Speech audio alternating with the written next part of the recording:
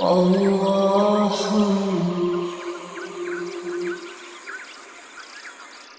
من الشیطان الرجیم بسم اللہ الرحمن الرحیم۔ عزیزان مان، آج سپتمبر 1981 کی 25 تاریخ ہے اور درس قرآن کریم کا آغاز سورہ الدخان سے ہو رہا ہے، 44ویں سورت پہلی آیت سے ہی۔ مجھے افسوس ہے کہ پچھلے 2 جمعے درس کا ناغہ رہا۔ آپ احباب کو میں سمجھتا ہوں اس کی محرومی کا احساس ہوتا ہے، یقین مانیے مجھے آپ سے بھی زیادہ کوفت ہوتی ہے۔ خدا کرے کہ اس سلسلے میں انقطاع نہ ہو اور یہ مسلسل جاری رہے۔ 44ویں سورت ہے۔ بسم اللہ الرحمن الرحیم۔ حامیم والکتاب المبین۔ خدائے حمید و مجید کا ارشاد ہے کہ یہ کتاب مبین خود اس حقیقت پر شاہد ہے۔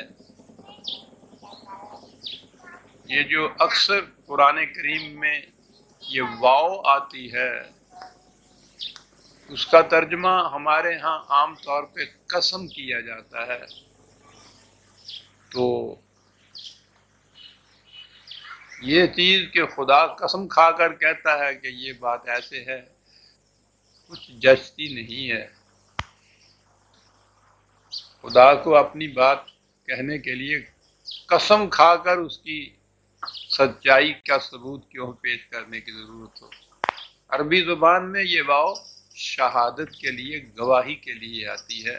یہ کتاب خود اس چیز پر گواہ ہے، یعنی کتاب کا متن، خود کتاب کی تعلیم، کتاب کا پیام، یہ جو آگے بات کہی جا رہی ہے، خود کتاب اس پر گواہ ہے، اس کی شاہد ہے۔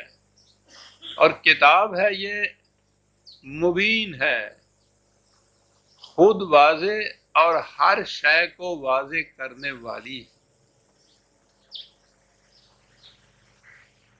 اس قسم کی یہ الکتاب ہے اور الف لام ہے۔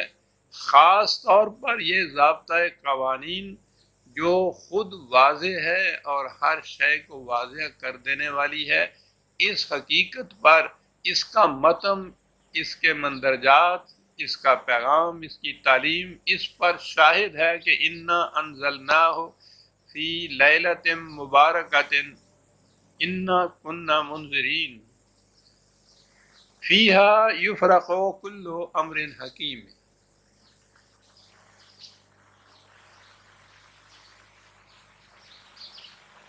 اس کتاب کو ہم نے، میں عرض کروں گا کہ پھر اس کا مفہوم کیا ہے۔ اس کتاب کو ہم نے ایک مبارک رات میں نازل کیا، اور یہ کوئی نئی بات نہیں تھی۔ یہ سلسلہ رشد و ہدایت انبیاء کرام کا شروع سے جاری رکھا ہم نے۔ منذرین، آگاہ کرنے والے۔ قرآن کریم نے متعدد مقامات پر بتایا ہے کہ کوئی قوم بھی تباہ نہیں کی گئی تا وقت ہے کہ پہلے 2 شرطیں پوری نہیں ہم نے کر لی۔ ایک تو یہ کہ وہ قوم ذہنی طور پر ایسی سطح پہ ہو کہ جو صداقت ان کے سامنے پیش کی جائے اسے سمجھنے کی صلاحیت ان میں آ چکی ہوئی، اور دوسرے یہ کہ یہ تعلیم ان تک پہنچ چکی ہو۔ آپ دیکھتے ہیں کہ کتنا عجیب و غریب قانون ہے یہ۔ آج اس دور تہذیب میں بھی قانون کی کتاب کا یہ پہلا ضابطہ ہوتا ہے کہ ignorance of law is no excuse، کہ قانون کی واقفیت نہیں تھی، صاحب میں تو جانتا ہی نہیں تھا کہ قانون یہ ہے۔ وہ کہتے ہیں کہ نہیں، یہ کوئی معقول عذر نہیں ہے، اس کے باوجود تم مجرم قرار پاؤ گے، حالانکہ تم جانتے نہیں تھے کہ قانون کیا ہے۔ یہ حکومت کا فریضہ ہے کہ وہ اپنے احکام اور قوانین کو اس طرح واضح کرے کہ ہر شخص کو معلوم ہو جائے کہ یہ قانون ہے، نہ صرف یہ کہ اس تک وہ پہنچ جائے بلکہ وہ سمجھ بھی جائے کہ یہ قانون ہے۔ تو یہ دو چیزیں قرآن کریم نے متعدد مقامات پہ کہی ہیں کہ اس قوم میں ذہنی طور پر اس کی صلاحیت ہو کہ وہ اس پیغام کو سمجھ لیں۔ آج بھی پریمیٹو ٹرائبز جن کو کہتے ہیں، پرانے زمانے کے قبیلے قبائل، آسٹریلیا میں، جنوبی افریقہ میں، امریکہ میں ایسے قبائل بستے ہیں جو ابھی یوں کہیے کہ شعوری طور پر انسانیت کی سطح پر بھی نہیں آئے، وہ قریباً حیوانی سطح پر ہیں ذہنی صلاحیت کے اعتبار سے، ان میں ان چیزوں کے سمجھنے کی صلاحیت ہی نہیں ہے۔ اور پھر بہت سی قومیں ایسی بھی ہوں کہ جن تک یہ پیغام پہنچا ہی نہیں ہے۔ تو اس پیغام سے انحراف ان قوموں کے لیے کہ جو یا تو اس کے سمجھنے کی صلاحیت نہیں رکھتی یا یہ پیغام ان تک پہنچا ہی نہیں ہے، ان کو اس کی پاداش یا سزا دے دینا، یہ عدل کا تقاضا تو نہیں ہو سکتا۔ تو یہ جو قرآن کہتا ہے نا کہ انا کننا منذرین، ہمارا یہ شیوا رہا ہے، سنت اللہ رہی ہے، یہ روش ہے ہماری کہ ہم پہلے آگاہ کرتے ہیں ہر قوم کو کہ تمہارے اندر اس قسم کی خرابیاں پیدا ہو چکی ہیں جن کا نتیجہ تباہی ہوگا۔ یہ جو کہا جاتا ہے نا کہ وہ قوم تباہ کر دی جاتی ہے، تو ایسا نظر آتا ہے جیسے کہ خدا ایک دن کسی وقت غصے میں آتا ہے اور آ کے کر دیتا ہے کہ الٹ پلٹ کر دو، تہس نہس کر دو ان۔ تو خدا کسی قوم کو تباہ نہیں کرتا۔ اقوام اپنی غلط روش، اپنے غلط قوانین، غلط نہج زندگی، غلط معاشرہ، اس کے جو نتائج نکلتے ہیں وہ تباہ کن ہوتے ہیں، تو وہ اپنے ہاتھوں خود تباہ ہوتی ہے۔ یہ چیز جو ہے کہ انہیں یہ معلوم ہونا چاہیے کہ جو کچھ ہم کر رہے ہیں اس کا نتیجہ تباہی ہے۔ یہ خدا نے اپنے ذمے لیا کہ انہیں معلوم ہو اور وہ سمجھنے کی صلاحیت رکھتے ہوں، تو اس کے بعد بھی اگر وہ اپنی اس غلط روش، تباہ کن روش کے اوپر مصر رہیں، اڑے رہیں، اس سے باز نہ آئیں، تو پھر اس کا لازمی اور فطری نتیجہ تباہی ہوتا ہے۔ یہ ہے قوموں کی تباہی سے مفہوم، انا کننا منذرین۔ ہماری یہ سنت چلی آ رہی ہے کہ ہم پہلے آگاہ کر دیا کرتے ہیں قوموں کو کہ تمہاری یہ روش تباہ کن ہے، اس کو چھوڑ دو ورنہ تم ہلاکت میں پھنس جاؤ گے۔ ہم ایسا کرتے رہے، اسی بنا پر یہ کتاب اب نازل کی گئی ہے کہ دور حاضر کی یعنی نزول قرآن کے زمانے کی کتابیں اقوام یا بعد میں قیامت تک آنے والی اقوام، کیونکہ نبی اکرم صلی اللہ علیہ وسلم آخری نبی اور قرآن خدا کی آخری کتاب تمام نوع انسان کے لیے قیامت تک کے لیے، تو گویا آگاہی اب اس قرآن کی روح سے اقوام کو کر دی گئی کہ فلاں روش تباہی کا نتیجہ پیدا کرتی ہے اور فلاں روش زندگی کی خوشگواریاں دیتی ہے۔ ہم ایسا کرتے چلے آ رہے ہیں، اسی بنا پر یہ کتاب نازل کی ہے، فیہا یفرق کل امر حکیم۔ کیوں یہ چیز نازل کی جاتی ہے؟ خدا کی طرف سے پیغامبری کیوں آتی ہے؟ نہیں، تعلیم خدا کی، وہ غلط اور صحیح میں فرق کر دیتی ہے، حق اور باطل میں تمیز کر دیتی ہے۔ انسانی زندگی میں غلط اور صحیح کچھ آپس میں اس طرح سے گڑمڑ ہوئے ہوتے ہیں، التباس ہوتا ہے ان کے اندر، ملے ہوئے ہوتے ہیں کہ وہ آسانی سے پہچانے نہیں جاتے۔ تو یہی وجہ ہے کہ ایک قوم ایک چیز کو بالکل ناجائز اپنے یہاں سمجھتی ہے، دوسری قوم اس کو بالکل جائز سمجھتی ہے۔ اب یہ فیصلہ کس طرح سے کیا جائے کہ یہ واقعی غلط اور ناجائز ہے یا صحیح ہے؟ وہ قوم تو اپنی اپنی جگہ دلائل بھی اس قسم کے وہ دے دیں گے، دونوں ہی جیسے افراد جھگڑتے ہیں تو وہ بھی اس قسم کے دلائل دے دیتے ہیں، اقوام بھی دلائل پیش کر سکتی ہیں۔ اس لیے انہی پر اگر چھوڑ دیا جائے تو یہ تو فیصلہ پھر نہیں ہو سکتا کہ حق کون سا ہے اور باطل کون سا۔ ایک تو اضافی جائز اور ناجائز ہوتا ہے نا، کسی قوم نے اپنے معاشرے کے لیے ایک قانون وضع کر دیا، ہمارے ہاں جیسے قانون ہے کیپ ٹو دی لیفٹ، بائیں ہاتھ کو چلو، امریکہ میں قانون ہے دائیں ہاتھ کو چلو، یہاں یہ جائز ہے وہاں وہ جائز ہے، یہاں ہمارے ہاں دائیں ہاتھ والا ناجائز ہے، ان کے ہاں بائیں ہاتھ والا ناجائز ہے۔ تو گویا جائز اور ناجائز کے الفاظ تو دونوں جگہ آئیں گے۔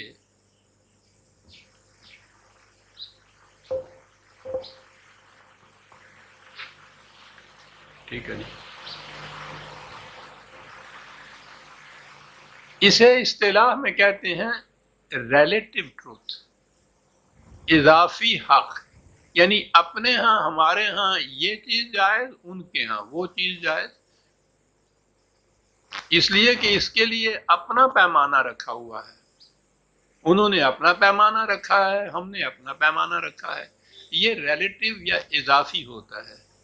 لیکن ایک شے ہے جسے مطلق حق یا جائز اور مطلق ناجائز کہا جائے گا، فریب دینا کسی کو، یہ مطلق ناجائز ہو گیا، یعنی یہ بات نہیں ہے کہ کوئی قوم اپنے ہاں فیصلہ کر دے کہ فریب دینا جو ہے اچھا ہے تو وہ اچھا ہو جائے، دوسری قوم کہے کہ اچھا نہیں ہے تو وہاں ناجائز ہو جائے، یہ چیزیں ریلیٹو نہیں ہوتی، یہ انہیں کہتے ہیں مطلق یا ایبسلیوٹ ٹروتھ۔ انسانی فکر ایبسلیوٹ ٹروتھ جو ہے اس کو متعین نہیں کر سکتی،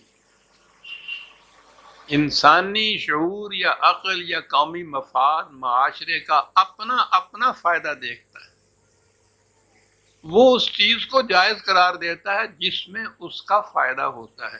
افراد میں بھی تو آپ دیکھتے ہیں نا یہی ہوتا ہے، جھگڑے اسی بات پہ ہوتے ہیں، اقوام میں بھی یہ ہوتا ہے کہ ہر قوم اپنا فائدہ جس میں دیکھتی ہے اسے اپنے ہاں جائز قرار دیتی ہے، دوسری قوم اپنا فائدہ جس بات میں دیکھتی ہے اسے جائز قرار دیتی ہے، اور یہ سارے ٹکراؤ اس لیے ہو رہے ہیں کہ جائز اور ناجائز، حق اور باطل مطلق کا کوئی پیمانہ نہیں ہے انسانوں نے رکھا اپنے پاس۔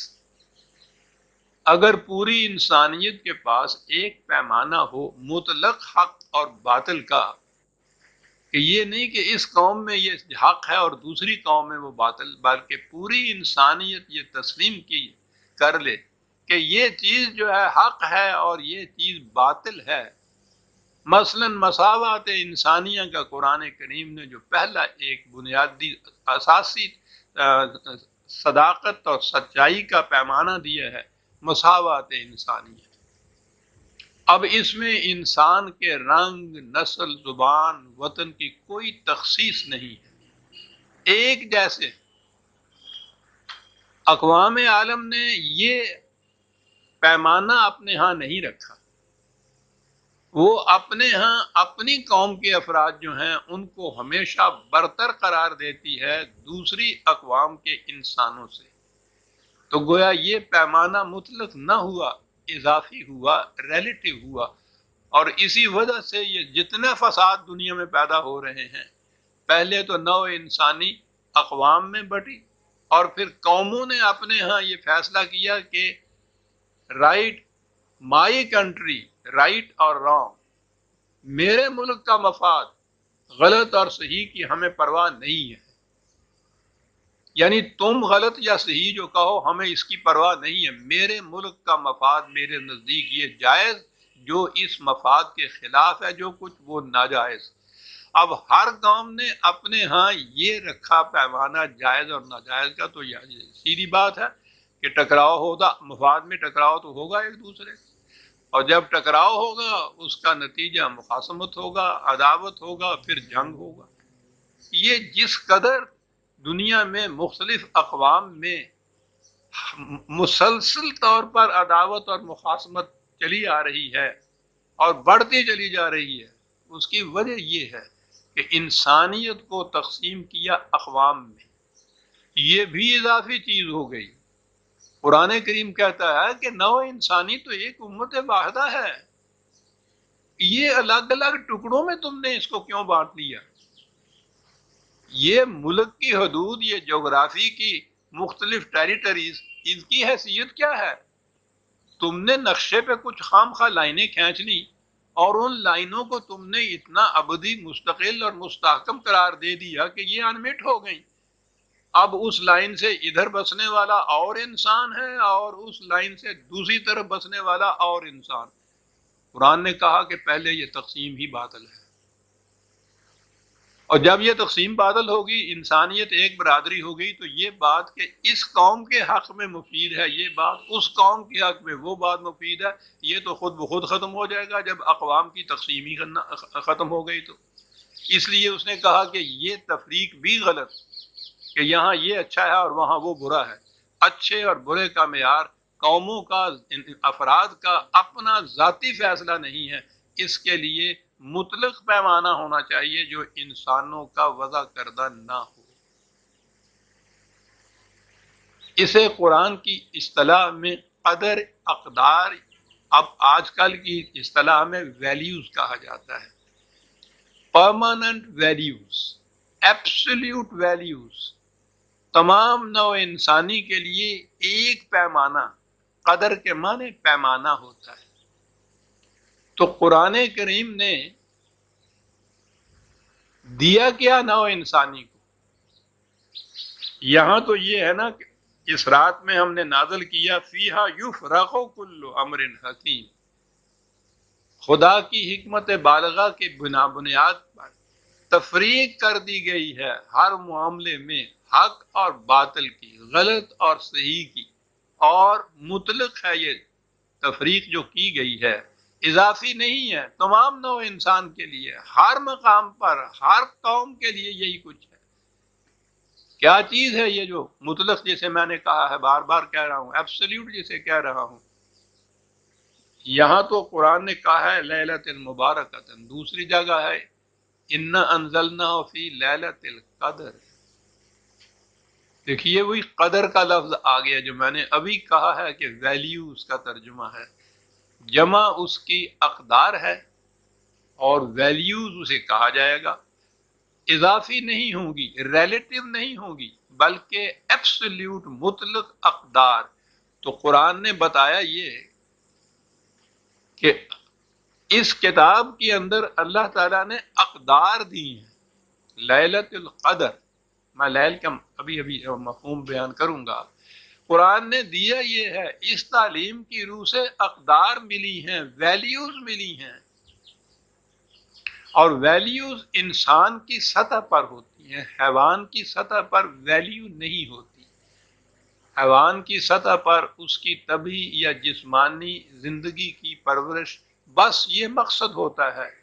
جیسا کہ میں اکثر مثال میں کہا کرتا ہوں کہ زمیندار کے گھر سے بیل ایک باہر جاتا ہے، بھوکا ہے، سب سے پہلے جو کھیت اس کے سامنے آئے گا وہ اس میں چرنے لگ جائے گا۔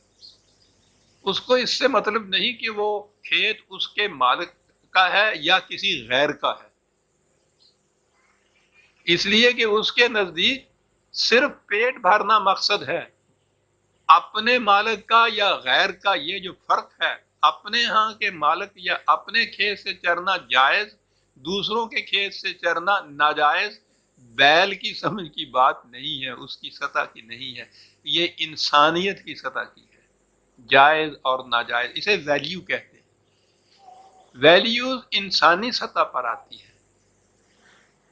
تو قرآن کریم جو ہے یہ اقدار دیتا ہے، اسے اسی لیے لیلۃ القدر کہا گیا ہے۔ اسی کو یہاں فیہا یفرق کل امر حکیم کہا گیا ہے۔ کہ یہ تفریق کر دی ہے اللہ تعالیٰ کی حکمت بالغہ میں ہر معاملے کے اندر، یہ سچ، یہ جھوٹ، یہ حق، یہ باطل، یہ جائز، یہ ناجائز، یہ ہے جو کچھ قرآن نے کیا ہے، تفریق کر دی۔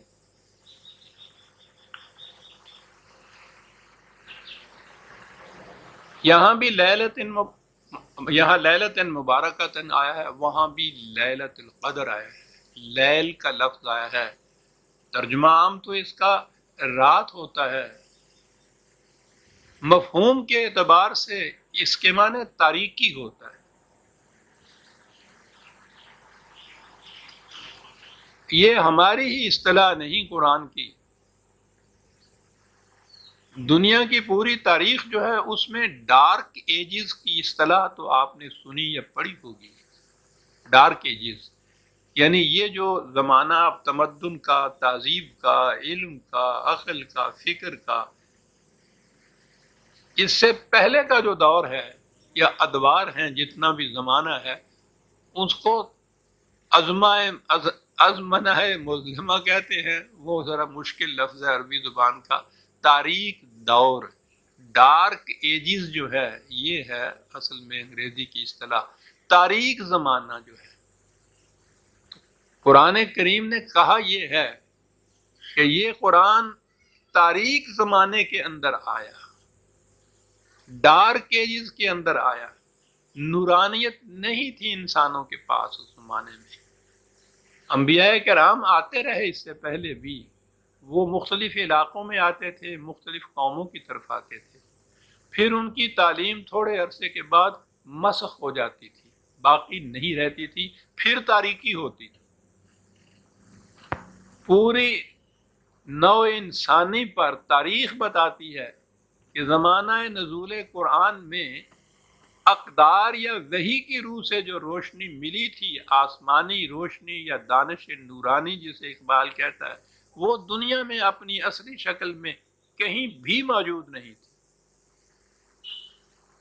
ساری دنیا پر تاریکی چھائی ہوئی تھی۔ یہ جو تاریکی کی فضا ہے پوری دنیا پر اقدار کے اعتبار سے، اسے قرآن نے لیل سے تعبیر کیا ہے، رات کی تاریکی۔ اس میں یہ سپیدہ سحر، یہ طلوع آفتاب، یہ عالمگیر روشنی کا سرچشمہ اور منبع، یہ آیا جسے قرآن کہا گیا ہے۔ اس لیے قرآن کریم میں دونوں مقامات پر اس کے لیے کہا ہے کہ تاریکی کے زمانوں کے اندر اس قسم کی روشنی کا سرچشمہ ہم نے نازل کیا۔ یہ اس لیل کا جو ترجمہ یا مفہوم ہے وہ یوں آیا، معاف رکھیے۔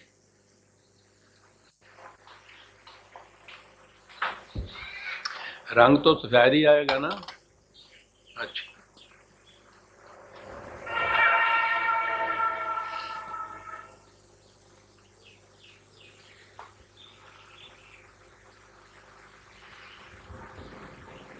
تو اب نظر آ گیا کہ تاریخ کا وہ دور کہ جس میں اقدار کی روشنی دنیا میں کہیں نہیں تھی، اس تاریک تری فضا کے اندر یہ کتاب مبین جس کو قرآن نے نور کہا ہے، روشنی کا سرچشمہ کہا ہے، اسے ہم نے نازل کیا۔ کاہے کے لیے؟ روشنی کیا کرتی ہے؟ پہلے دیکھیے تاریکی کیا کرتی ہے۔ تاریکی میں فرق ہی نہیں آپ کر سکتے، سانپ میں اور رسی میں فرق نہیں کر سکتے۔ تاریکی میں دو فرد انسان کھڑے ہوں، آپ دور سے پہچان نہیں سکتے کون کون ہے۔ تاریکی کی چادر میں یہ تفریق اور تمیز نہیں ہو سکتی۔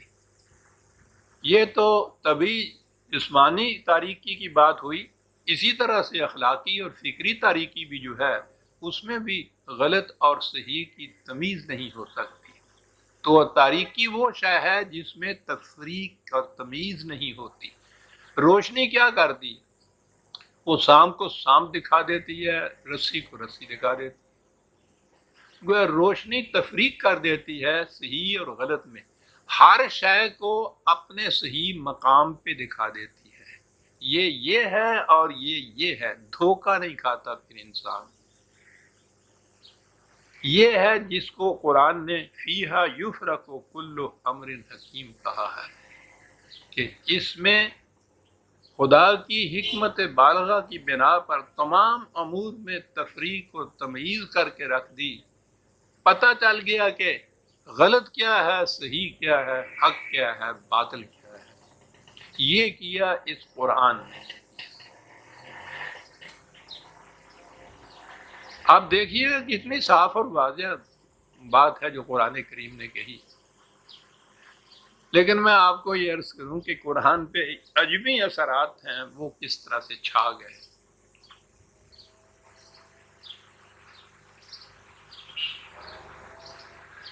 یہ ہمارے ہاں کی یہ جو قرآن کی تفاسیر لکھی گئیں، بلکہ تاریخ بھی لکھی گئی، یہ عباسیوں کے زمانے میں لکھی گئی۔ عباسیوں کا دور ملوکیت کا تھے تو یہ عرب ہی، لیکن ان کو حکومت ملی تھی عجمیوں کے توسط سے۔ وہ ایرانی کہا جائے گا نا اس زمانے میں بھی، تو عرب چونکہ اپنے سوا ان لوگوں کو عجمی کہتے تھے، اس لیے تاریخ میں بھی عجمی آئے گا۔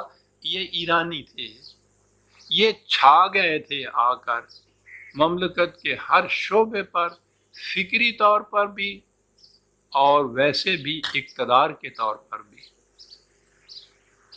ایرانیوں کے اعتقادات جو تھے، یہ لوگ مسلمان ہو گئے تھے، مسلمان بن کے آئے تھے اس ملت کے اندر، اپنے سارے عقائد ساتھ لائے تھے۔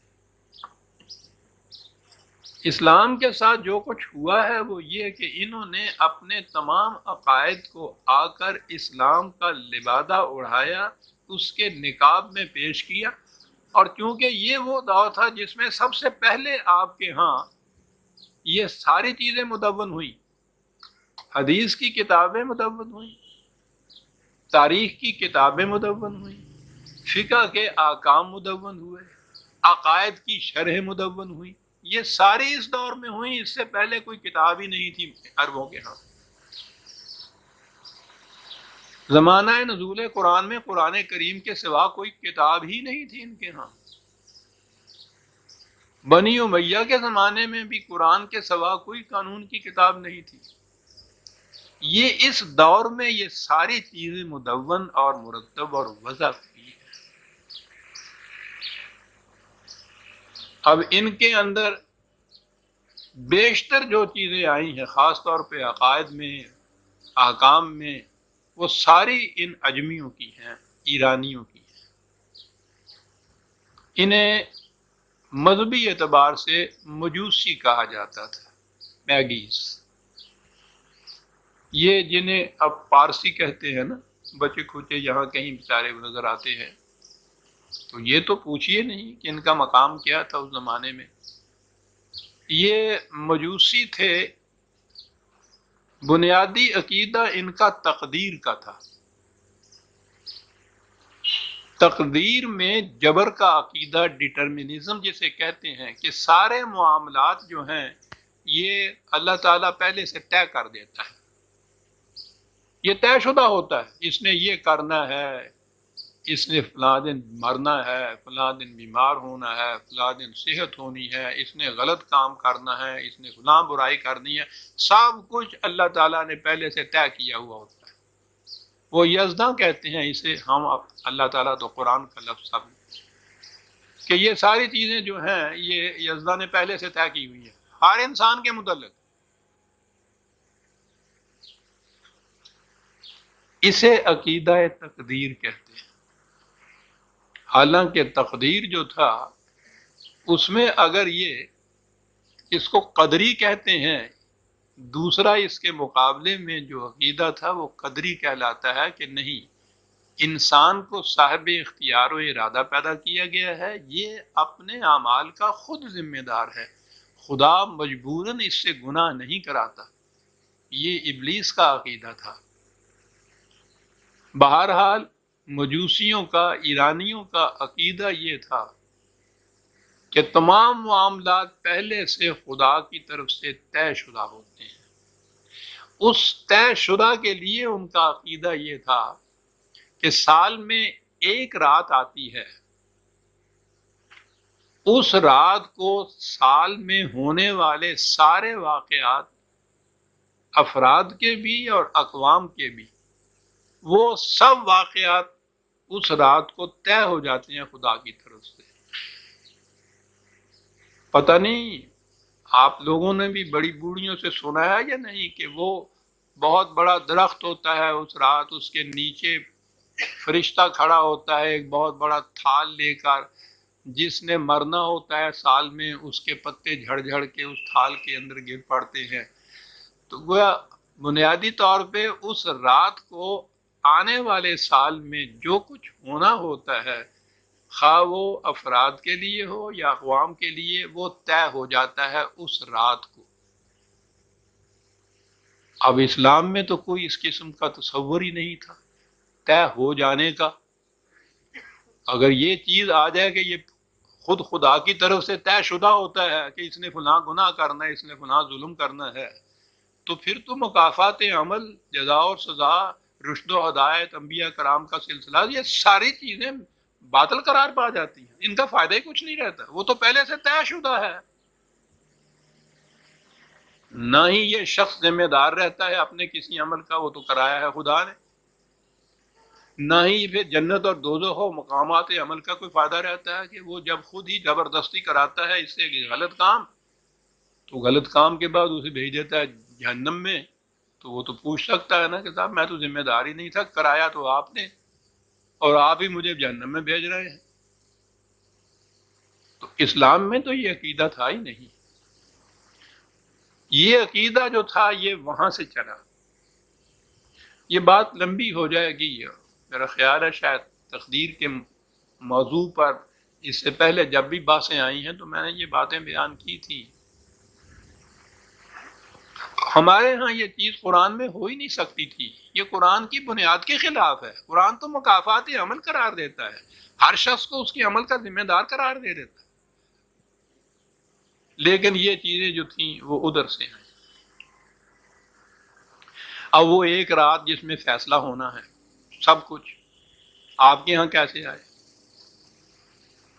یہ عباسیوں کے زمانے میں ان کے وزیر بھی اور بڑے بڑے دانشور بھی برامکا کہلاتے تھے۔ ایران کے مجوسیوں کے ہاں کے معبد جو تھے، ان کے ہاں کے شریعت والے، مذہب والے، ان کے ہاں بڑے بڑے عہدوں پہ لوگ جو تھے یہ تھے برامکا۔ یہ مسلمان ہوئے اور یہ آئے اور یہ عباسیوں کے زمانے میں انہوں نے اتنا عروج حاصل کیا کہ گویا سلطنت کی زمام اور لگام ان کے ہی ہاتھ میں تھی، اور تمام عقائد، نظریات، خیالات سارے ان لوگوں نے پھیلائے یہاں آنے کے بعد۔ اب وہ جو رات وہاں اپنے ہاں مناتے تھے جس میں یہ سارے فیصلے ہونے تھے، وہ رات آپ کے ہاں بھی انٹروڈیوس ہوئی، وہ جسے آپ شب برات کہتے ہیں۔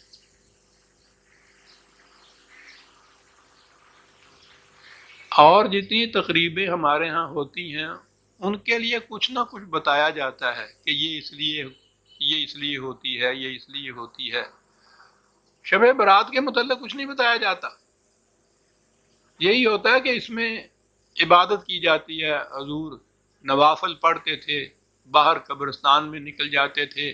یعنی یہ نہیں کہ یہ پرٹیکولر رات جو ہے خاص، یہ خاص رات اس کے لیے کیوں مخصوص ہوئی، کیا بات تھی اس کے اندر، کچھ نہیں بتایا جاتا، منائی جاتی ہے اتنے زور شور سے، یعنی حلوے کے زور پر۔ اب تو شاید پکتا بھی نہیں ہے۔ اتنا اہم تہوار ہے آپ کے یہاں، آپ دیکھ رہے ہیں، یہ وہ رات ہے مجوسیوں کی۔ برات کے تو معنی تقدیر کے یا قسمت کے ہوتے ہیں فارسی زبان میں۔ شب برات تقدیر اور قسمت تک کے بانٹنے کی رات، فیصلہ کرنے کی رات۔ یہ آپ کے یہاں یہ آئی شب برات بن کے، اور شب برات کے متعلق یہ عقیدہ ہے نا کہ اس رات کو یہ پھر فیصلے ہوتے ہیں، وہی جو ان کے ہاں اس رات کے متعلق تھا عقیدہ۔ اب یہ عقیدہ بھی آ گیا، شب برات بھی آ گئی آپ کے ہاں،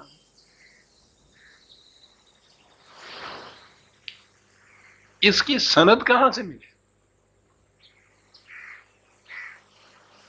تو سند تو پھر آپ دیکھیے نا، جب ریت کی بنیادوں پہ ہی عمارتیں اٹھانی ہوں تو پھر تو تمیز ہی نہیں ہوتی نا کہ کس قسم کی نیچے مٹی آتی ہے۔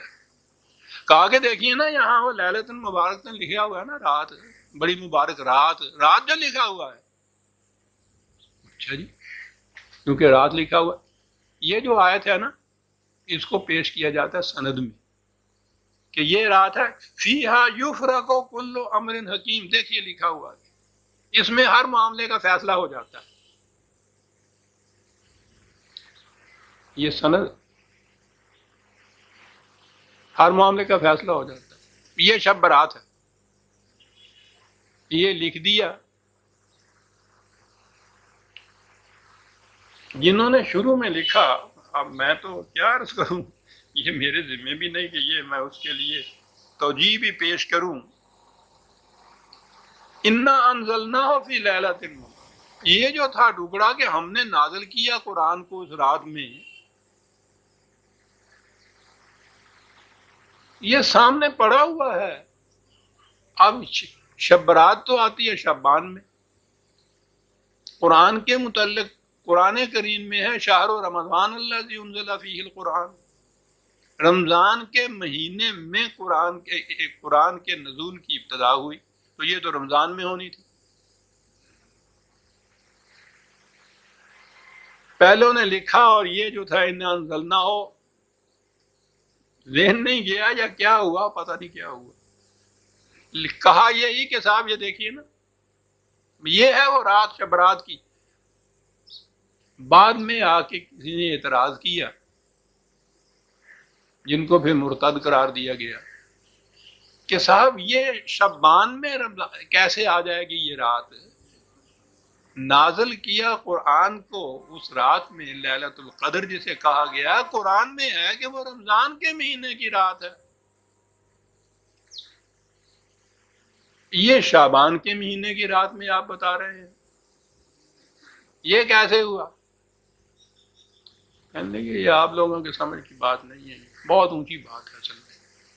اچھا جی، ذرا زور سے سمجھا دیجئے، لاؤڈ سپیکر اونچا کر لیں گے ہم تھوڑا۔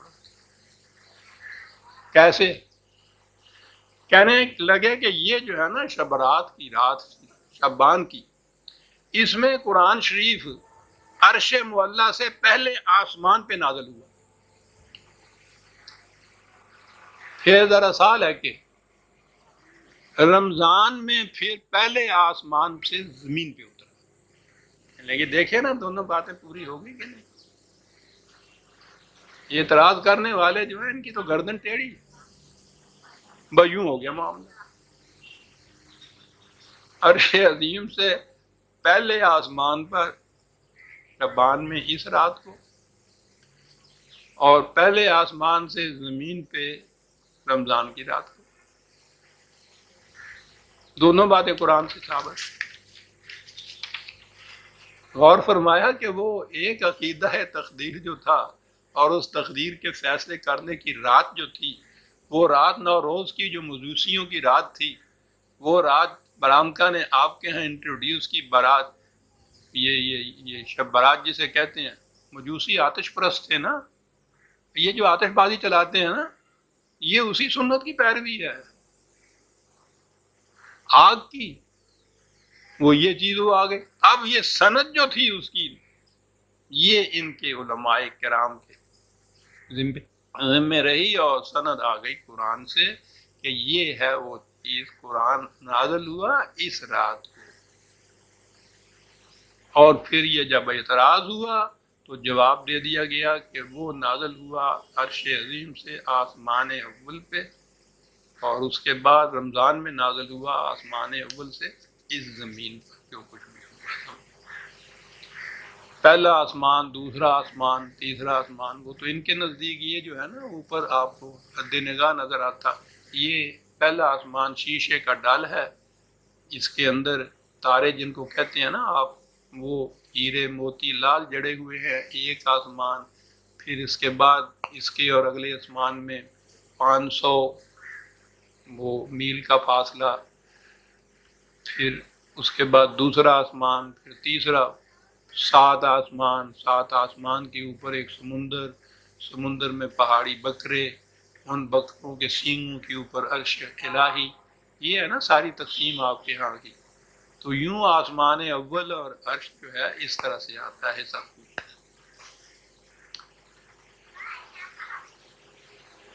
میں نے عرض یہ کیا ہے کہ قرآن کریم نے یہ کہا یہ ہے کہ قرآن کو ایسی ڈارک ایجز میں نازل کیا جہاں روشنی کی کوئی کرن نہیں تھی. اس میں اقدار خداوندی ملی، مطلق ایبسلیوٹ ٹروتس کی ویلیوز ملی جنہیں کوئی بدل نہیں سکتا. اس اعتبار سے یہ رات لیلۃ القدر بھی ہوئی، لیلۃ مبارکتن بھی ہوئی. انا کننا منذرین، مقصد بھی بتا دیا کہ کاہے کے لیے یہ اقدار دے دی گئی، کیوں فرق کیا گیا غلط اور صحیح میں، تاکہ بعد میں یہ نہ کہیں صاحب ہمیں بتایا ہی نہیں گیا کہ یہ غلط تھا، تو ہم اس سے مجتنب کس طرح سے رہ سکتے تھے. بتا تو دیا ہوتا. انا کننا منذرین فیہا یفرق کل امر حکیم. یہ فرق کرنے والی بات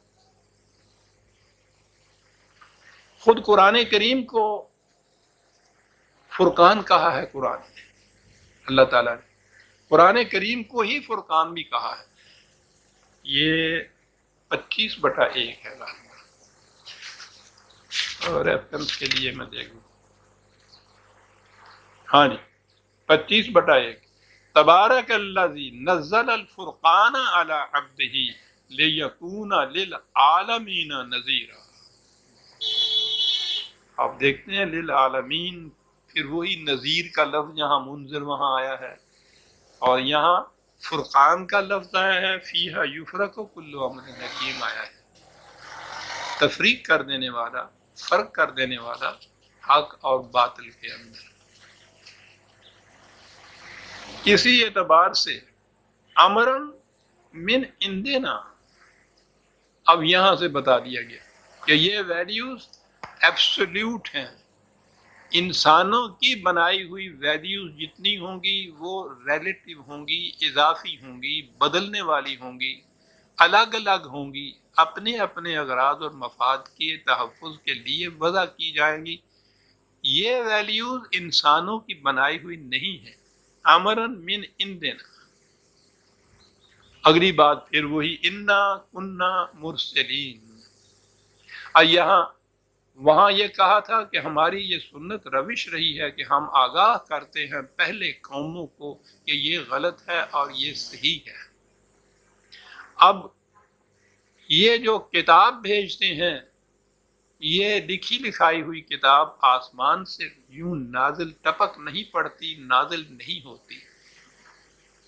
یہ ایک انسان کی وساطت سے دوسرے انسانوں کو دی جاتی ہے جنہیں کتاب ملنے کے اعتبار سے نبی یا نبوت کہا جاتا ہے.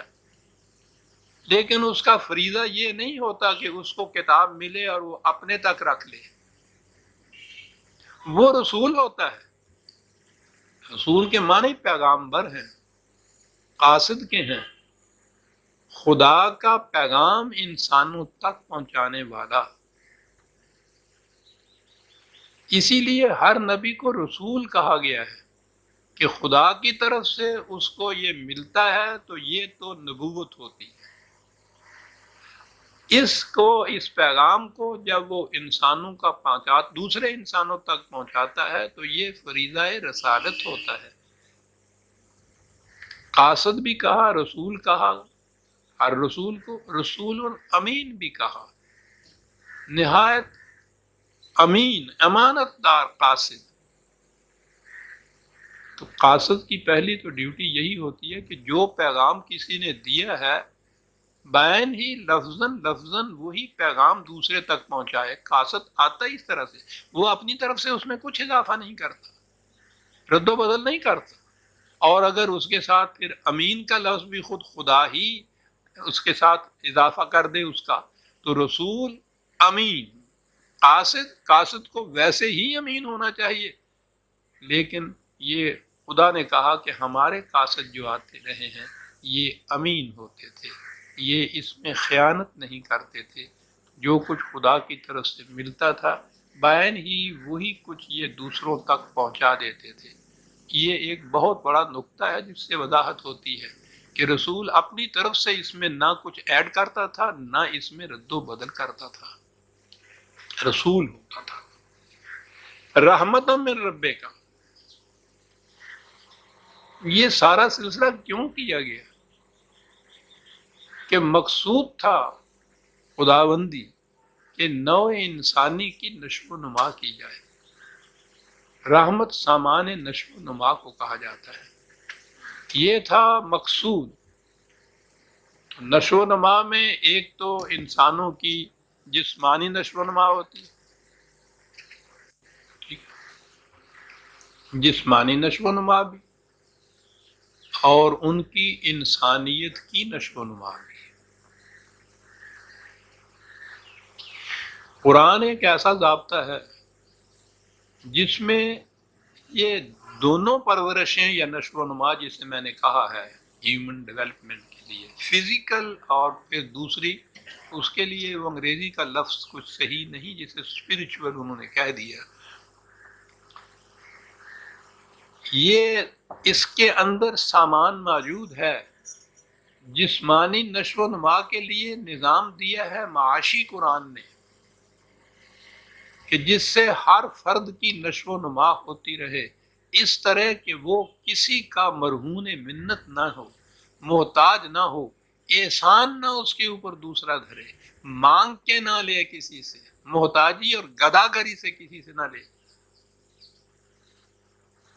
یہ سامان نشو و نما فزیکل لائف کے لیے بھی، اور انسانیت کی زندگی جیسے میں نے کہا ہے وہ جو اقدار سے نشو و نما ملتی ہے اس کے لیے اقدار بھی خدا کی طرف سے ملی، اس سے انسانیت کی نشو و نما ہوتی ہے۔ رحمت من ربک، رحمت اس سامان کو کہتے ہیں، ایک تو اس میں بڑی نرمی ہونی چاہیے، میں نے بتایا ہوا ہے نا کہ یہ لفظ رحم سے ہے، رحم مادر جس میں بچہ پرورش پاتا ہے، اس قسم کی پرورش کے لیے رحمت کا لفظ آتا ہے، بلا احسان اور مروت کے۔ بچے پہ کوئی احسان نہیں ہو رہا ہوتا جو اس کی پرورش ہو رہی ہوتی ہے، ماں اس پہ احسان نہیں کر رہی، ماں کو تو علم ہی نہیں ہوتا کہ پرورش ہو کیسے رہی ہے، اگرچہ اسی کے جسم کا حصہ ہوتا ہے جس سے یہ بچہ بنتا ہے، لیکن ماں کے علم کے بغیر یہ سب کچھ ہو رہا ہوتا ہے۔ اور اتنی رحمت ہوتی ہے، لچک لوچ اتنی ہوتی ہے اس رحم کے اندر کہ وہ جسے کہتے ہیں نا ہارڈ باؤنڈ، یہ نہیں، وہ سخت نہیں ہوتا، بچہ اس کے اندر لیٹتا ہے، کودتا ہے، جیسے وہ کہتے ہیں، سب کچھ اس قدر لچک دار، اس قدر نرمی اور رفاقت اور شفقت اور رافت اور رحمت اس کے اندر ہوتی ہے، اور نشو و نما کا سامان ملتا چلا جاتا ہے۔ تو آپ دیکھتے ہیں کہ یہ عربوں کے ہاں یہ لفظ جو تھے کتنے وسیع معنی کو، اقدار کو اپنے اندر لیے ہوئے ہوتے تھے۔ رحمت من ربک، انہ هو السمیع العلیم، سنتا بھی ہے، اور اگر نہ بھی تم اپنے ہاں زبان سے سناؤ تو علیم، وہ جانتا بھی ہے۔ یہ سننے والا، جاننے والا، یہ ہے وہ نظام آپ کے ہاں جو اس رحمت یا پرورش کا ذمہ دار ہوگا، جاننے والا اس کو ہونا چاہیے۔ وہ شام کی صحرا میں حضرت عمر رضی اللہ تعالیٰ عنہ جب واپس آ رہے تھے قادسیہ سے، تو صحرا میں کسی ایک خیمے میں اپنی عادت کے مطابق یہ تحقیق کیا کرتے تھے کہ رعایا پہ کیا گزر رہی ہے، کیا حالات ہیں ان کے، کوئی کسی کی مشکل تو نہیں ہے۔ تو صحرا میں ایک جھونپڑی میں یا ایک خیمے کے اندر ایک بڑھیا تھی، سے جا کے آپ نے یہ پوچھا بوڑھیا سے کہ بھائی کچھ عمر کے متعلق بھی تمہیں پتہ ہے؟ کہنے لگی کہ مجھے کیا پتا، سنا ہے کہ وہ شام میں گیا تھا واپس آیا ہوا ہے۔ کہنے لگی کہ وہ کوئی واسطہ تمہارا اس سے؟ کہنے لگی میرا واسطہ؟ کہنے لگی تمہاری کوئی ضرورت کی؟ کہنے لگی تمہیں میں ضرورت کیا بتاؤں، ضرورتیں میری بے شمار ہیں۔ کہنے لگی تم نے اپنی کسی ضرورت کو خلیفہ تک پہنچایا بھی ہے؟ کہنے لگی کیا کہا تم نے؟ خلیفہ تک میں اپنی ضرورت کو پہنچاؤں؟ اگر وہ خدا کے نام پہ نظام قائم کیے ہوئے ہے تو اسے خدا کی صفت علیم کا مظہر ہونا چاہیے۔ اگر وہ رعایا کے ہر ایک رعایا کی مشکلات سے واقف نہیں تو جاؤ عمر سے کہہ دو کہ چھوڑ دو اس خلافت کی ذمہ داریوں کو، تم اس کے اہل نہیں ہو۔ خدا کے نام پہ نظام کرنے والے کو خدا کی صفات کا مظہر ہونا چاہیے، اور اس کی ایک صفت خبیر اور علیم بھی ہے، اس کو باخبر ہونا چاہیے۔ میں بھکاری ہوں، گداگر ہوں، محتاج ہوں کہ میں جا کے مانگوں اور اپنی مشکل اس پر پیش کروں، یہ اس کا فریضہ ہے۔ زندگی کا باقی حصہ اس واقعہ کو یاد کر کے رویا کرتے تھے۔ وہ کہتے تھے کہ عمر تم نے کیا ذمہ داری اپنے اوپر لے لی ہے صاحب۔ سمیع علیم، کاہے کے لیے یہ سب سمیع اور علیم؟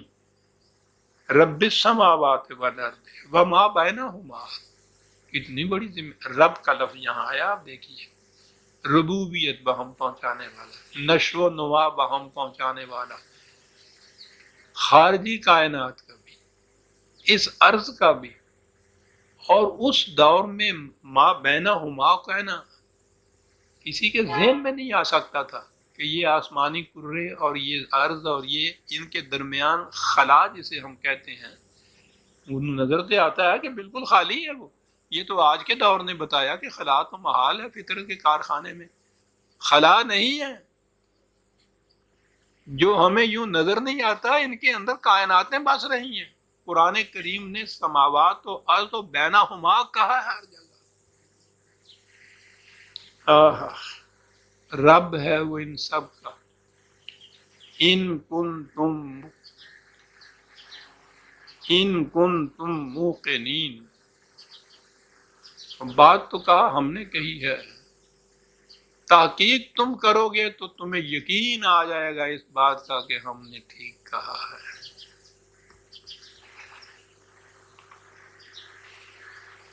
وہ محض بات کہہ کے منواتا نہیں ہے کہ ہم نے جو کہا ہے مانتے کیوں نہیں ہو، نہ،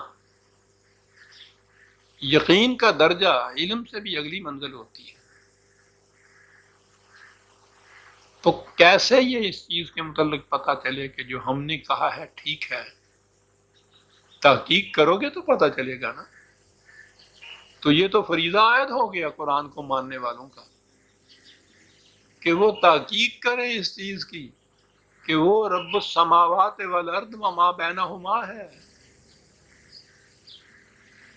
اور اس تحقیق کے بعد، اس علم کے اگلے درجے کے بعد جس کو یقین کہا جاتا ہے، اس درجے پہ پہنچے تو پھر وہ حقیقت میں ایمان لانے والا ہوگا اس بات پہ کہ واقعی خدا رب السماوات والارض ہے۔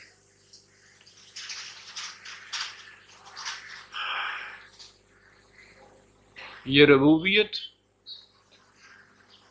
پوری کائنات کی ربوبیت، اس کا نتیجہ کیا نکلتا ہے، یا یہ ربوبیت قائم کیسے ہو سکتی ہے؟ لا الہ الا ہوا بنیاد ہے ساری آپ کے یہاں اسلام کی عزیزان من۔ لا الہ الا اللہ یا الا ہو، الہ کوئی نہیں ہے اس کے سوا۔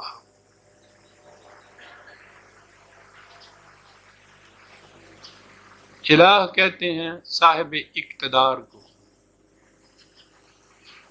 جس کی پاور ہو، جس کا اختیار ہو۔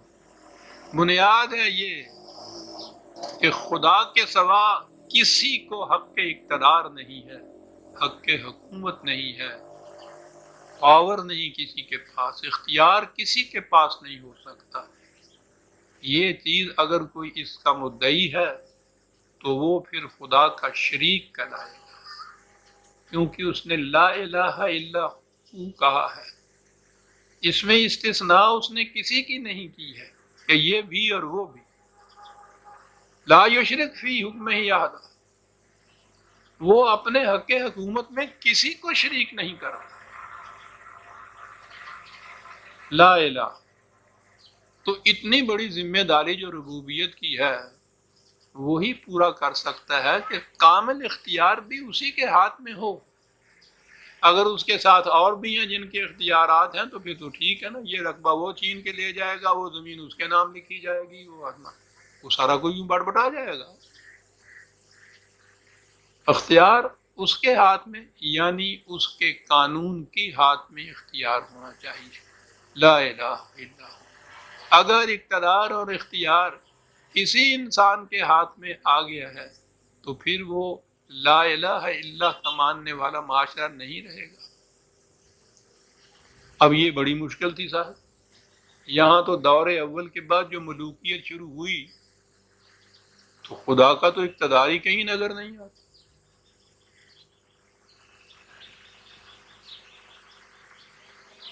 وہ ہے ہی نہیں بیچ میں۔ پتہ نہیں پہلے بھی سنایا یا نہیں، لیکن ہے وہ بڑا متعلقہ ایک چیز اور واضح بھی کر دیتی ہے۔ ریاست سوات اس سے پہلے ریاست تھی، اب تو اس انتظام کے اندر آ گئی نا، وہاں والی تھے تو ان کا تو اختیار مطلق ہوتا ہے۔ وہاں ایک قرآنی مولوی صاحب تھے، بڑے دبنگ قسم کا آدمی، مرحوم ہو گئے، عجیب شخص تھا وہ، جو اس کی جو تو مردانگی اور زبردستی تھی نا، اس کی بنا پہ اسے مولوی ہٹلر کہا کرتے تھے لوگ۔ دربار پورا لگا ہوا، ریاست کے تمام ارکان خادر بیٹھے ہوئے، والی صاحب صدر، تلاوت قرآن کریم سے حسب عادت، ہماری عادت ہی ہے یہ شروع کیا۔ اس نے تلاوت کی للہ ما فی السماوات و ما فی الارض جمیعا منہ، سماوات میں اور ارض میں جو کچھ ہے صرف خدا کی ملکیت ہے، کسی کی نہیں۔ مالی ہٹلر بیٹھے ہوئے تھے، وہیں سے پکارے جھوٹ بولتے ہو، بکو مت، بیٹھ جاؤ۔ سناٹا چھا گیا۔ ہم تصور نہیں کر سکتے کہ ریاست کا والی اس زمانے کی کیا چیز ہوتی تھی۔ پھر قرآن کی آیت کے متعلق یہ کہنا، اس دھڑلے سے کہنا جھوٹ بولتے ہو، بیٹھ۔ انہوں نے حکم دیا، کیا کہا تم نے؟ کہا کہ میں نے یہ کہا ہے۔ کہنے لگے کیسے کہا؟ کہنے لگا کہ انہوں نے یہ کہا یہ ہے کہ سماوات اور عرض میں جو کچھ ہے خدا کی ملکیت ہے۔ سماوات کا تو مجھے علم نہیں ہے، میں وہاں گیا ہوں، باقی عرض کا بھی مجھے پتہ نہیں ہے۔ جہاں تک ریاست کی عرض یا زمین کا تعلق ہے، میں یہ جتنے بھی ریونیو کے دفاتر ہیں، مالیہ، ان کے دفاتر کے ریکارڈ میں دیکھ کے آیا ہوں۔ رجسٹر میں ساری ریاست کی زمین کا ملکیت کا جو خانہ ہے اس میں والی لکھا ہوا ہے، مرلے زمین کے آگے بھی خدا نہیں لکھا ہوا۔ تو جب واقعہ یہ ہے تو یہ کہنا کہ آسمان کو چھوڑ دیجئے کہ ارض میں جو کچھ بھی ہے ساری ارض خدا کی ملکیت ہے، جھوٹ بولتا ہے، یہ ایک مرلہ بھی نہیں ہے یہاں تو۔ لا الہ الا اللہ کا مفہوم وہ سمجھتا تھا۔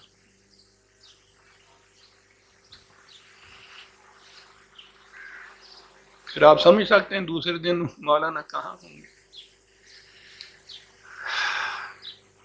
کہاں کہا ہے رب السماوات والارض وما بینہما ان کنتم موقنین لا الہ इल्ला हुवा युहयी व युमीत, मौत और जिंदगी उसके कानून से वाबस्ता है।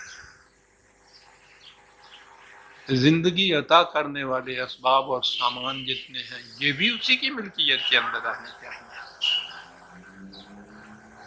किसी दूसरे के नहीं।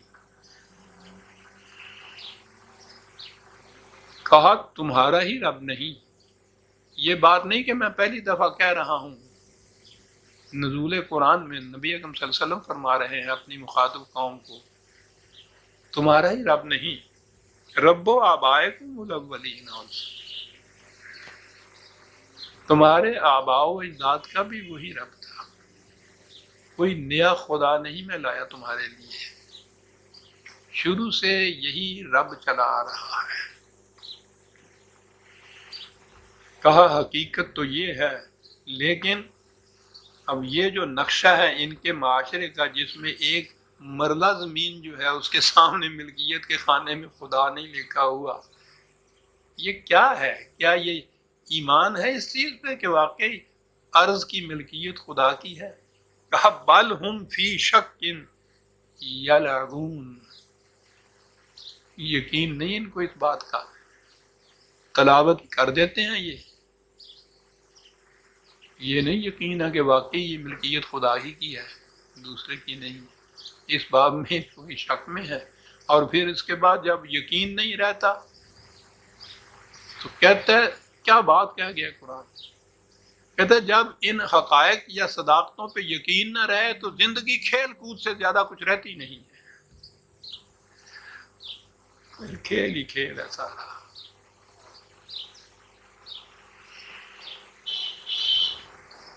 ये लाबा होता है हरकत में तो किसी चीज का रहना, लेकिन मंज़िल मकसूद की तरफ बढ़ना नहीं। जो कश्ती घिर जाए अमवाज में मौजों के तलातुम के अंदर तो बड़े जोर से हरकत करती है, लेकिन वो मौजें उसे साहिल की तरफ नहीं जाने देती। जिंदगी की इस किस्म की हरकत और ऐसे प्रोग्राम के जिसमें हरकत तो बेशक मुसलसल ही हो, लेकिन वो मंज़िल मकसूद की तरफ न ले जाए, इसे लाभ कहते हैं। तो मकसूद तो ये था कि ये कम से कम अर्ज की मिल्कियत के मुतल्लिक तो तुम्हें यकीन हो कि ये खुदा की है और दूसरे की नहीं है, फिर ला इलाहा इल्ला हुआ होगा। वरना ये अगर बात नहीं तो फिर जिंदगी खेल तमाशा ही है। हरकत तो होगी इसके अंदर, मकसद कोई सामने नहीं होगा जिस तरफ हमारी जिंदगी जाएगी। फरतक़िब यौमा तातिस समाउ बिदुखानिम मुबीनिन यख्शन नास हाज़ा अज़ाबुन अलीम। कहा फिर इनसे कहो कि यही खेल कूद ही है तुम्हारी जिंदगी, सीरियसली तुम देते ही नहीं हो लाइफ को, मकसद हयात ही कोई नहीं है, तो फिर इंतजार करो थोड़ा सा कि तुम्हारी तबाही का आखिरी वक्त जो है वो आ जाए। ये जो कहा है ना कि उस दिन, लफ्जी तर्जुमा इसका ये किया जाएगा या होगा कि ये आसमान धुआं नजर आएगा। फिर अजीब व गरीब तफसीरें इसकी हुई, हालांकि अरबी जुबान का ये मुहावरा है। हमारे भी यहाँ इंतहाई दर्जे की मुसीबत आती है तो कहते हैं आंखों के आगे अंधेरा छा गया। वो अंधेरा छा गया वाकई अंधेरा ही नहीं हो जाता, मुसीबत की इंतहा होती है, जिसे आसमान फट पड़ा। ये जुबानों के मुहावरे होते हैं। कुरान समझने के लिए मुहावरा अरब बड़ा जरूरी है जानना। उनके यहाँ मुसीबत की इंतहा होती थी तो वो यूं कहते थे कि उसमें जब इंसान ऊपर की तरफ देखता है तो उससे धुआं ही धुआं नजर आता है। जैसे हम कहते हैं आंखों के आगे अंधेरा छा जाता है। तो कहा कि फिर वो इंतजार करें उस दिन का, उस इनकलाब आफनी साथ का, वो मुखासमत फिर जो करीबन 82 जंगों की शक्ल में जाहिर हुई। इंतजार करें कि फिर उस तबाही के वक्त आंखों के सामने अंधेरा छा जाया करता है। اب یہ کہ یہ جو الفاظ ہیں معنی یہی ہیں محاورے کی روح سے، سچ مچ کوئی آسمان پہ دھواں نہیں چھا گیا، لفظ موجود ہے، ھذا عذاب علیم، بات کر دی۔ یہ بڑی علم انگیز تباہی ہے انسانوں کے لیے۔ تو گویا تباہی کے لیے ہی یہ محاورے کا لفظ جو ہے یہ قرآن نے استعمال کیا ہے۔ قرآن سمجھنے کے لیے یہ سمجھنا بڑا ضروری ہے۔ کہا کیفیت یہ ہوتی ہے اس قسم کی قوموں کی، غلط روش پہ، غلط نظام زندگی پہ چلے جاتے ہیں، ذرا سا جھٹکا آتا ہے تو پکار اٹھتے ہیں کہ ربنا اکشف عنا العذاب انا مؤمنون،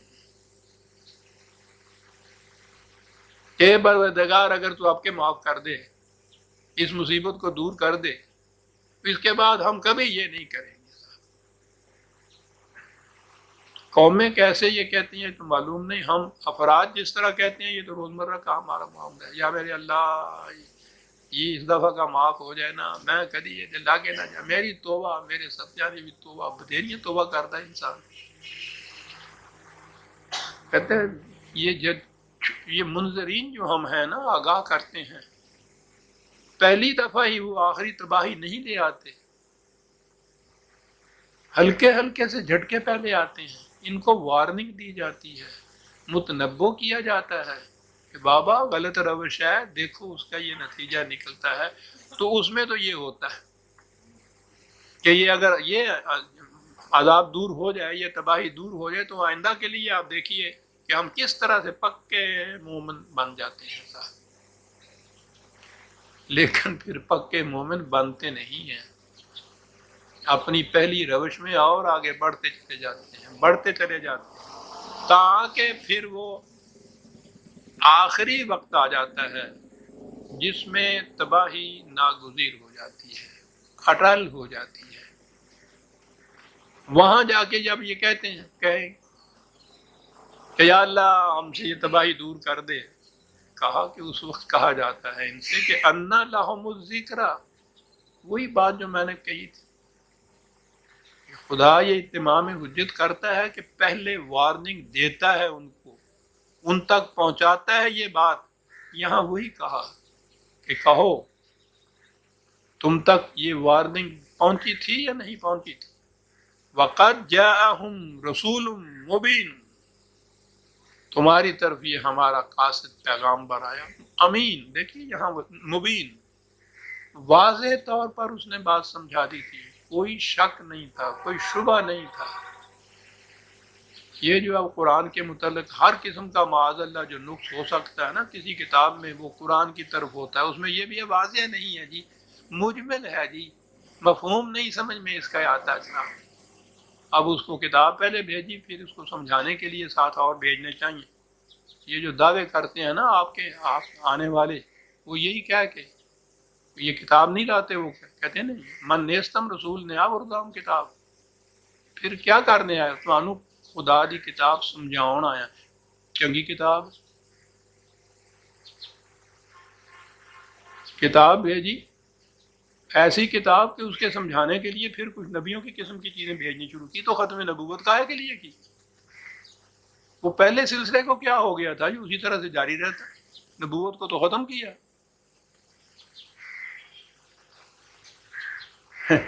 رسول مبین، ہماری طرف بھی آیا تھا، ثم تولوا عنہ، اور تم نے اس سے روگردانی کی تھی، ہے نا یہ واقعہ؟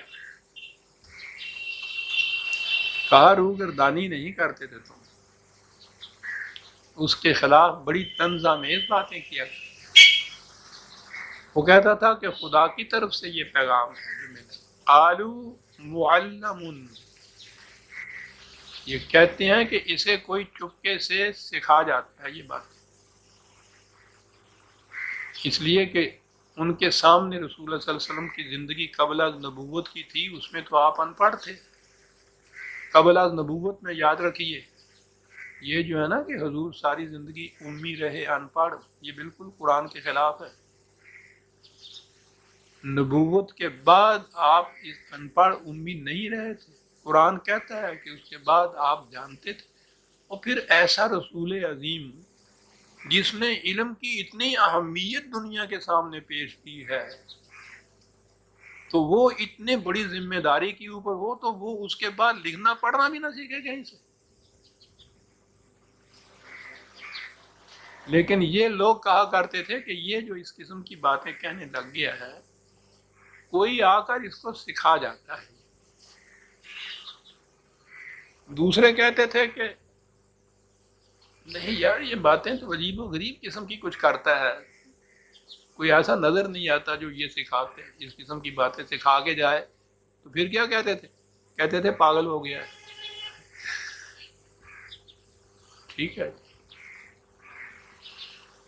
وہ پاگل ہی ہوتا ہے. یہ تو اپنی طرف سے بڑی دانشمندانہ تدبیریں کرتے ہیں نا اپنے لیے. تو ہمیں کون چھیڑ سکتا ہے، ہمیں کون مار سکتا ہے؟ کہنے والا یہ کہے کہ تمہاری کوئی تدبیر کام نہیں آئے گی، رکھی کی رکھی رہ جائیں گی. تو اس کے متعلق یہی وہ کہتے ہیں کہ یہ پاگل ہو گیا ہے. تو یہ چیز بھی حضور کے متعلق تھی، پاگل ہو گیا. ابھی کہتے تھے کہ آپ پر کسی نے جادو کر دیا ہے. انا کاشف العذاب قلیلا انکم عائدون. کہا کہ پہلے یہ تھا، یہ ہلکے ہلکے جھٹکے آتے تھے، تم گڑگڑاتے تھے، نظر آتا تھا کہ اگر واقعی یہ جھٹکے ختم کر دیے جائیں تو آئندہ تم اپنی اس غلط روش سے باز آ جاؤ گے. لیکن تم ہر بار یہی کرتے تھے، ہر بار پلٹ کے اپنی روش پہ آ جاتے تھے. تاکہ وہی جو مہلت کا وقفہ ہوتا ہے بیماری میں اور موت کے درمیان، وہ مہلت کا وقفہ ہوتا ہے. صحیح علاج کر دیا جائے تو زندگی مل جاتی ہے، نہ کیا جائے یا غلط علاج کیا جائے موت آ جاتی ہے. کہا کہ اس طرح سے یہ مہلت کا وقفہ تم نے ضائع کیا. یوم نبطش البطشۃ الکبریٰ انا منتقمون. تو پھر آخر میں تو ہماری گرفت بڑی سخت ہوتی ہے. ہم قوموں کی غلط تباہ کن روش کا جو نتیجہ ہمارے قانون کے مطابق نکلتا ہے وہ تباہی ہوتی ہے، اور یہ گرفت ہماری بڑی سخت ہوتی ہے، اس سے کوئی چھوٹ نہیں سکتا. 10 منٹ تو ہیں. بات اس کے بعد مثال کی شروع ہوئی. قرآن کا انداز یہ ہے کہ وہ ایک بات نظری طور پر پیش کرتا ہے، اس کی صداقت کی شہادت میں اقوام سابقہ کی تاریخ کو پیش کرتا ہے. تو یہ جتنا کچھ کہا گیا نا، زمانہ نزول قرآن میں قریش کے بعد وہاں یہودی زیادہ بستے تھے جو اہل کتاب تھے، ان کی تاریخ بڑی عام تھی وہاں. تو عام طور پہ آپ دیکھیں گے کہ قرآن ہمیشہ بنی اسرائیل کی داستان جو ہے اور فرعون کی داستان، اس کو بطور تائید اور شہادت کے پیش کرتا ہے.